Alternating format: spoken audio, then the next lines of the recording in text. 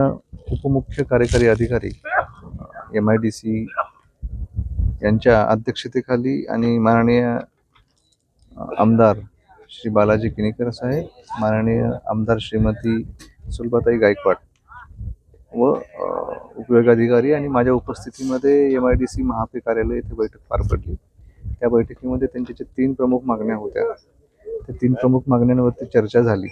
त्यामध्ये मौजे काकोळे आणि मौजे पाले येथील 6 सर्वे नंबरच्या मागण्यांचा उल्लेख आहे।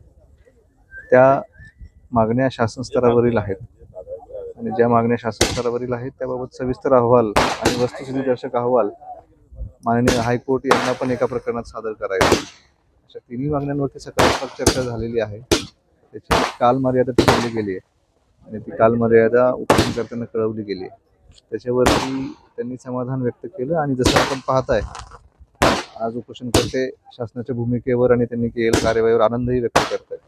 त्या आनंदाच्या वातावरणामध्ये हे उपोषण मागे घेतलं जात आहे, यासाठी शासनाचा प्रतिनिधी म्हणून मला निश्चितच आनंद आहे। आणि एक शासकीय प्रतिनिधी म्हणून तालुका प्रशासन, उपविभागीय प्रशासन आणि MIDC प्रशासन शेतकऱ्यांच्या पाठीशी आहे आणि त्यांचे प्रश्न निश्चितपणे सोडवले जाणार आहेत। सोशल मीडियाला असं का आमची जे मागणी होते पूर्ण केल्या ना, अजून काय असेल ते करावा हीच आमची अपेक्षा होती।